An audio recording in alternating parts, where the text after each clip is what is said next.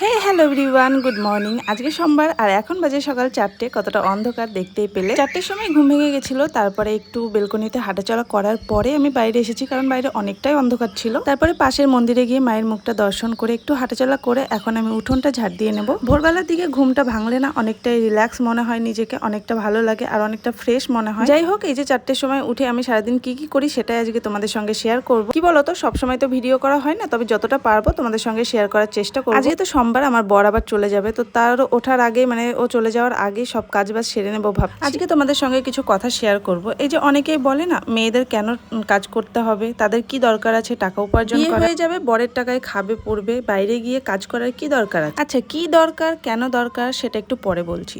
তার আগে বলি, মেয়েদের যে কিছু করতে হবে এই পোকা তাদের মাথায় কে বা কেন ঢোকায়। এখন দেখবে প্রত্যেকটা মেয়ের মুখেই একটাই কথা, যে না, আগে নিজের পায়ে দাঁড়াতে হবে, নিজেকে কিছু করতে হবে। আর এই কথাগুলো কিন্তু ছোটবেলা থেকে তার মা তার মাথার মধ্যে ঢোকায়, কারণ তার মা চায় না যে আমি যে পরিস্থিতির মধ্যে দিয়ে গেছি আমার মেয়ে সেই পরিস্থিতির শিকার হোক। সারাদিন বাড়িতে গাধার মতো খাটার পরেও যখন বরের কাছে 100টা টাকা চাওয়া হয়, তার 1000টা কৈফিয়ত তাকে দিতে হয়। আর কিছু কিছু লোক তো এমন হয় যাদের মনেই হয় না যে মেয়েদের কিছু দরকার থাকতে পারে, তাদের কিছু কেনার দরকার থাকতে পারে, তাদেরও কিছু প্রয়োজন থাকতে পারে, যেগুলো আচ্ছা সত্যি কি একজন বাবা মা তার মেয়েকে দুবেলা দুমুঠো খাওয়া পড়ার জন্য বিয়ে দেয়? তারা এটা জানে যে শ্বশুরবাড়িতে গিয়ে তার মেয়েটাকে কতটা কষ্ট করতে হবে এই দুবেলা খাওয়ার জন্য। যদি তাই হতো তাহলে তার বাবা মা কিন্তু মেয়েকে ঘরেই রেখে দিতে পারত। একজন মেয়ে যতটুকু খায়, যতটুকু পরে, সেটুকু কিন্তু তার বাবাই মেটাতে পারে, কিন্তু বিয়ে দেয় কেন? সমাজের ভয়ে।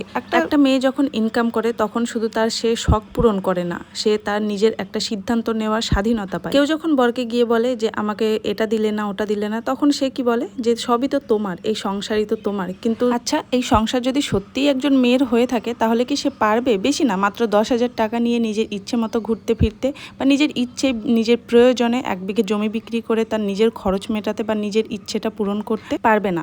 কিন্তু এই সমস্ত কিছু পারবে একজন ছেলে। মেয়েরা তো থাকেই শুধু কাজ করার জন্য, সংসারটাকে ধরে রাখার জন্য, কিন্তু তার নিজের বলে কিছুই থাকে না। আর এই সব কারণের জন্যই ছোটবেলা থেকে মেয়ের মায়েরা তাদের মেয়েদেরকে শেখায় যে আগে নিজের পায়ে দাঁড়া, তারপরে বিয়ে করবি বা তারপরে অন্য কিছু হবে। কারণ তারা জানে যে মেয়ের বিয়ে হলেই তাদের পাখনা দুটো কেটে দেওয়া হবে আর তাদেরকে একদম খাঁচার মধ্যে বন্দি করে রাখা হবে। তাই আমারও মনে হয় যে প্রত্যেকটা মেয়েরই সামান্য কিছু হলেও নিজের উপার্জনের একটা রাস্তা করে নেওয়া দরকার। আর সেলফ রেসপেক্ট বলেও কিছু আছে। এখনকার মেয়েরা সবসময় বরের কাছে হাত পাততেও ভালো লাগে না। হ্যাঁ, অবশ্যই বরের সবকিছুই নিজের, তবুও একটা নিজেরও ইনকাম থাকা অবশ্যই দরকার। আচ্ছা, এতদূর তোমরা যারা ভিডিওটা দেখলে তারা কিন্তু অবশ্যই তোমাদের মতামত আমাকে জানাবে যে আমার সঙ্গে কি তোমরা একমত নাকি। তোমাদের সঙ্গে কথা বলতে বলতে আমার সমস্ত বাসি কাজ হয়ে গেছে, ঘর ঝাড় দেওয়া, মানে যেসব কাজগুলো আর কি থাকে। এখন আমি আমার বাসি পোশাক চেঞ্জ করে নিয়েছি আর এখন আমি ঘরটাকে গুছিয়ে নেবো, বিছানা তুলে নেবো। আমার বড় উঠে গেছে, ও যতক্ষণে ফ্রেশ হচ্ছে ততক্ষণে আমি আমার এই ঘরের কাজগুলো সেরে নেবো। তোমরা যে আমার লং ভিডিওগুলো এত পছন্দ করো সেটা আমি মানে দেখে খুবই খুশি। আর তোমরা যে এত সাপোর্ট করছো, এত মানুষের কমেন্ট দেখে আমি সত্যিই খুব খুশি। আমার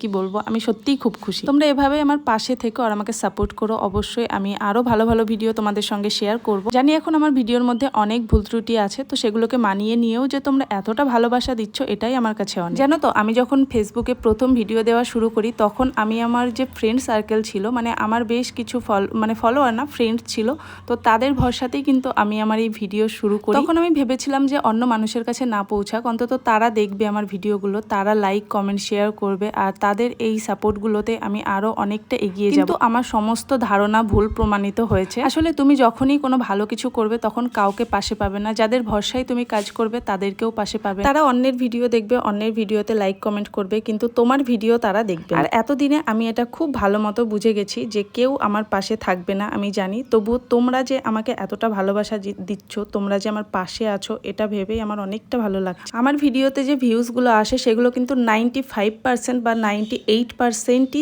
নন ফলোয়ার বা যারা আমাকে চেনে না তাদের থেকে পাই। ওই জন্যই বলে, জানো তো, যে কাউকে বেশি ভরসা করতে নেই কারোর উপরে, মানে নিজেরটা নিজেকেই করতে হয়। তো যাই হোক, তোমরা যে আমার পাশে আছো এভাবেই তোমরা পাশে। বেশ কিছু নতুন নতুন মানুষ আছে যাদেরকে আমি চিনিও না, তারা রেগুলার আমার ভিডিওতে কমেন্ট করে, নতুন নতুন অনেক কিছু বলে তারা আমার কমেন্টে এসে। তো তাদেরকে অনেক অনেক থ্যাংক ইউ, অনেক অনেক ভালোবাসা আমার তরফ থেকে। বিছানাটা গুছিয়ে আমি ঘরের কিছু টুকটাক কাজ ছিল সেগুলো কমপ্লিট করে এখন ওষুধ খেয়ে নিচ্ছি। নিচ্ছি। আর এগুলো করতে করতে আমার বর ফ্রেশ হয়ে চলে এসেছে। এখন ওকে রেডি করে দেবো, মানে ওর কিছু জিনিসপত্র আছে সেগুলো গুছিয়ে দিই। আর এর মধ্যে আমি ঘরটাও ঝাড় দিয়ে নিয়েছি, সেটা আর তোমাদের সঙ্গে শেয়ার করা হয়নি কারণ অনেক তাড়াহুড়োর মধ্যে ছিলাম। ও বেরোবে বলছিল, অনেকটা ব্যস্ত ছিলাম আর কি। আর সত্যি কথা বলতে এই সময়টা মনটা অনেকটাই খারাপ থাকে কারণ ও চলে যাবে আর ও বাড়িতে না থাকলে কিন্তু আমার সত্যি ভালো লাগে না। আর আমার মনে হয় এটা প্রত্যেকটা মেয়েরই হয়, শ্বশুর বাড়িতে স্বামী না থাকলে তাদের মন ভালো থাকে না। যাই হোক, কি আর করা যাবে, কাজ তো করতেই হবে। তো দেখো এখনও চলে গেছে। তারপরে আমি এখন ঘরটা মানে আমার নিজের ঘরটা ঝাড় দেওয়া হয়ে গেছিলো, এখন বারান্দাটা আমি ভালো করে ঝাড় দিয়ে। আর ওইদিকে মেশিনে কিছু টুকটাক কাজ করি, তো ওই দিকটা একটু নোংরা হয়ে থাকে, তো ঝাড় না দিলে ভালো লাগে না। তো দেখো এখন এগুলো ঝাড়ঝুট দিয়ে তারপরে আমি এখন নিচে যাবো, দিয়ে সকালে কিছু খাবার খাবো। তোমরা তো জানোই যে আমার সকালবেলা একটু বেশি খিদে পেয়ে যায়, আর এই যে ভোরবেলা উঠলে তো আরো বেশি খিদে পেয়ে যায়। ঘর ঝাড়ু লাগানোর পরে তারপরে ও কিছু জামা কাপড় রেখে গেছে, সেগুলো একটু কেচে দেবো। যখনই প্রত্যেক সপ্তাহে বাড়ি আসে তখনই আমি বলি জামা কাপড় নিয়ে আসতে, কারণ ওখানে তো কাচতে পারে না। আর কাজ টাজ করার পরে তো বুঝতেই পারছো ছেলে মানুষের ব্যাপার, ওরা অত